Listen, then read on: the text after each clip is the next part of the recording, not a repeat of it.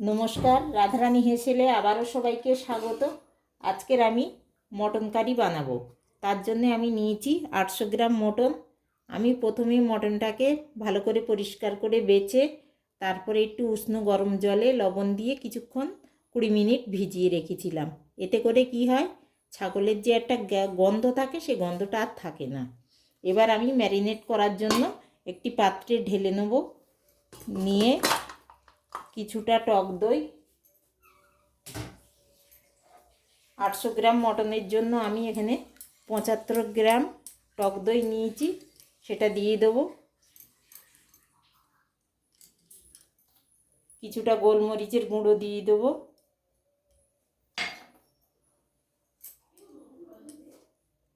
কিছুটা হলুদ গুঁড়ো দিয়ে দেবো।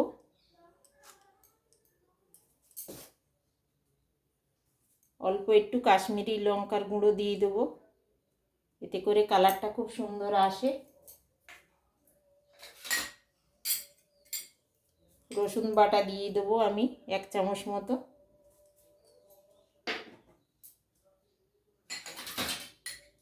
আদা বাটা দিয়ে দিচ্ছি 1 চামচ। কাঁচা লঙ্কা বাটা দিয়ে দিচ্ছি 1 চামচ। পরিমাণ মতন লবণ দিয়ে দিচ্ছি।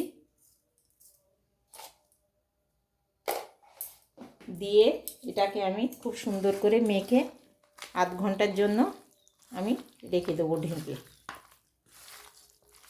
সেই সময় আমি কিছুটা আলু নিয়েছি, একটু মোটা পিস করেই কেটে নিয়েছি, বড় বড় পিস। সেগুলো আমি ভেজে নেব। এতে অল্প একটু তেল দিয়ে দেবো।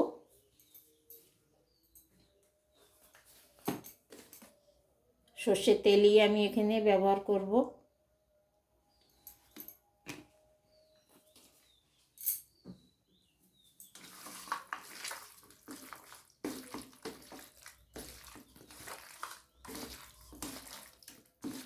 খুব ভালো করে আমি মেখে নিয়েছি।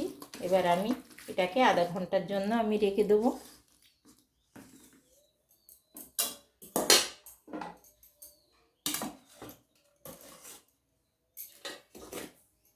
আর আমি এখানে কয়েক পিস আলু কেটে নিয়েছি, ঠিক এরকম একটু বড় পিস করে। এগুলো আমি ভেজে নেব।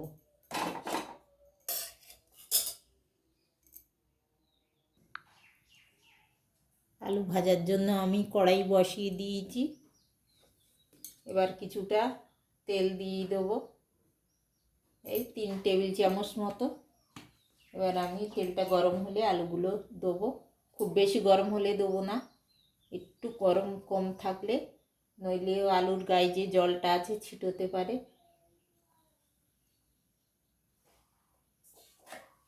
এবার আমি একে একে আলুগুলো দিয়ে দেবো।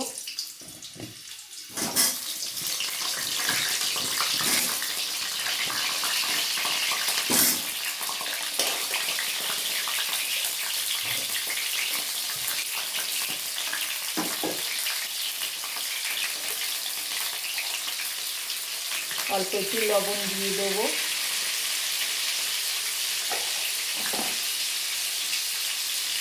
সামান্য একটু হলুদ গুঁড়ো দিয়ে দেবো।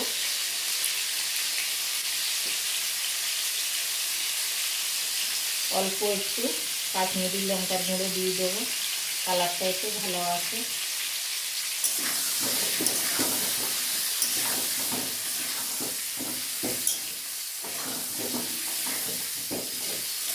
আলুটাকে আমি বেশ ভালো করে ভেজে নেব। আলুটা আমার খুব সুন্দর করে ভাজা হয়ে গেছে, বেশ লালচে রং হয়ে গেছে। এবার আমি তুলে নেব আলুগুলোকে।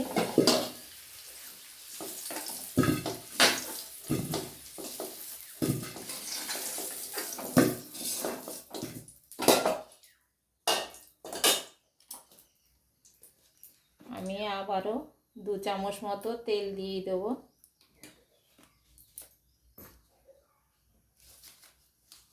ফোড়নে দিচ্ছি আমি 2টো তেজপাতা, 2টো এলাচ, 2টো দারচিনি আর 2টো লবঙ্গ।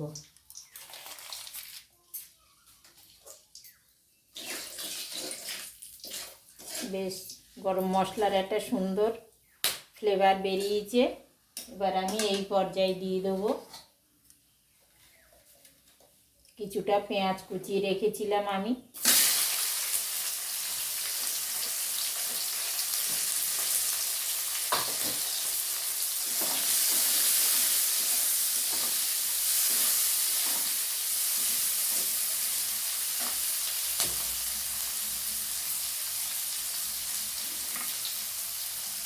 সামান্য একটু লবণ দিয়ে দেবো, এতে করে পেঁয়াজটা খুব তাড়াতাড়ি ভাজা হয়ে যাবে।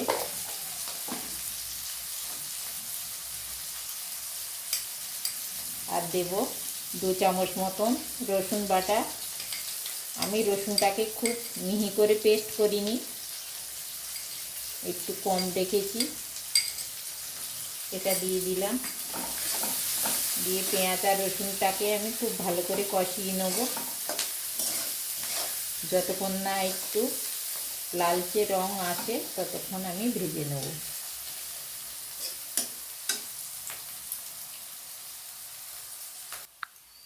আমার পেঁয়াজ রসুনটা দেখুন বেশ লালচে হয়ে ভাজা হয়ে গেছে। এবার আমি দিয়ে দেবো 1.5 চামচ মতো আদা বাটা, জিরে, ধনে, অল্প একটু গোলমরিচ একসঙ্গে বেটে রেখেছিলাম, এই বাটাটাও দিয়ে দিলাম। দেবো 1 চামচ কাঁচা লঙ্কা বাটা,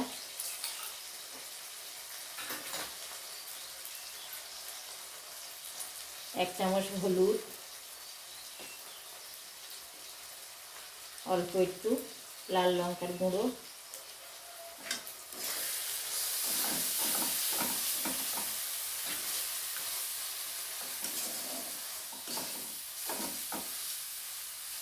ভালো করে মশলাটাকে আমি কষিয়ে নেব।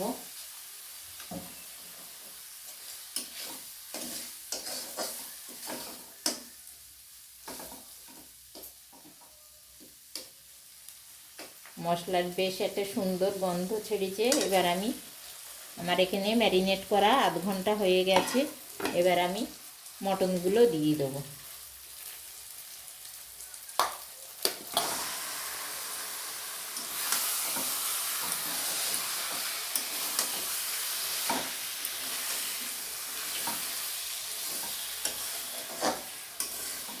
দিয়ে আমি বেশ কিছুক্ষণ কষিয়ে নেব।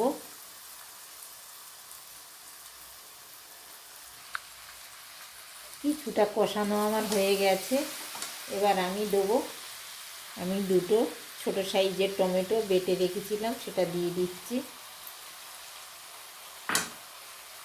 দিয়ে আবারও কিছুক্ষণ আমি এইভাবে কষাবো।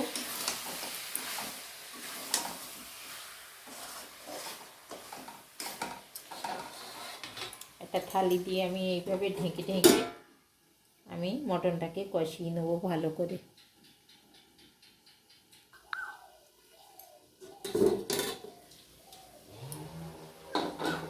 আমার কষানো প্রায় হয়ে এসছে, দেখুন সাইড দিয়ে তেল ছাড়তে শুরু হয়ে গেছে। তখনই বুঝতে হবে যে হ্যাঁ কষানোটা কমপ্লিট, মশলাগুলো খুব সুন্দরভাবে ভাজা হয়ে গেছে। এবার আমি আলুগুলো দিয়ে দেবো।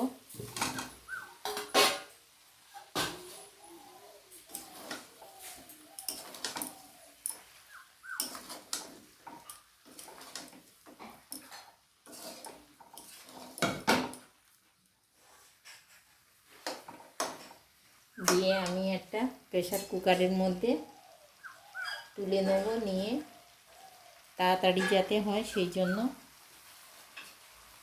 অনেকে কড়াই করে করলেও করতে পারেন। আমি এরকম একটা ছোট প্রেসার কুকার নিয়ে নিয়েছি। আমি এর মধ্যে সমস্ত মাংসগুলোই তুলে দেবো।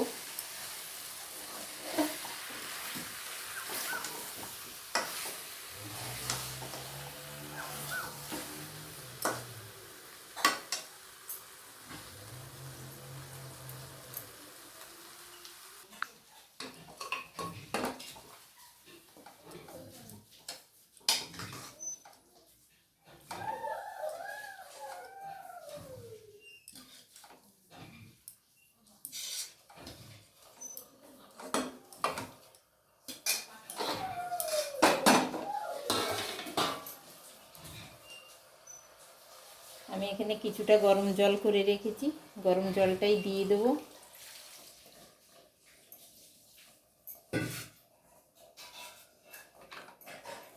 সব সময় খেয়াল রাখতে হবে, জলটা কিন্তু খুব বেশি দিলে হবে না, মাংসের নিচ বরাবর যেন জলটা থাকে, খুব বেশি উপরে উঠলে হবে না। এ পর্যায়ে আমি 3টে সিটি মেরে নেব।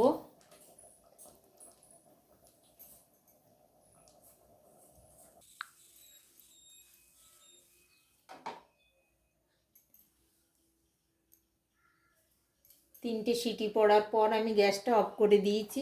এবার কিছুক্ষণ ঠান্ডাও করে নিয়েছি। এবার আমি খুলে দেখব। একেবারেই আমার রান্নাটা হয়ে গেছে, দেখুন কত সুন্দর কালার হয়েছে। আমি একটা তুলে দেখিয়েও দিয়েছি, সব মটনগুলোও কত সুন্দরভাবে সেদ্ধ হয়ে গেছে।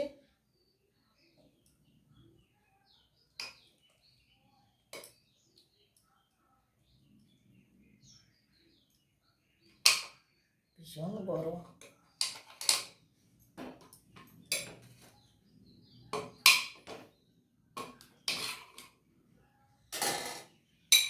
দেখুন কি সুন্দর সেদ্ধ হয়ে গেছে। চামচ দিয়ে কেটে দিচ্ছি আমি, পুরো কাটা হয়ে যাচ্ছে। খুব বেশি সেদ্ধ হলেও কিন্তু মটন ভালো লাগে না, আবার কম সেদ্ধ থাকলেও কিন্তু হবে না। এর একটা সুন্দর একটা নিয়ম আছে।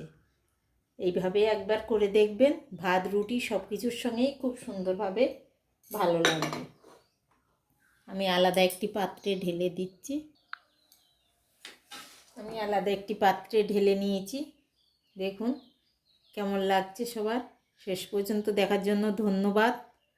সবাই একদিনে হলে এই রান্নাটা করে দেখবেন, আশা করছি ভালো লাগবে। আজকের আমার রান্নাটা যদি ভালো লেগে থাকে তাইলে একটা লাইক, একটা কমেন্ট করে দেবেন। সবাই ভালো থাকুন, সুস্থ থাকুন। দেখা হবে আবার অন্য কোনো রান্না নিয়ে।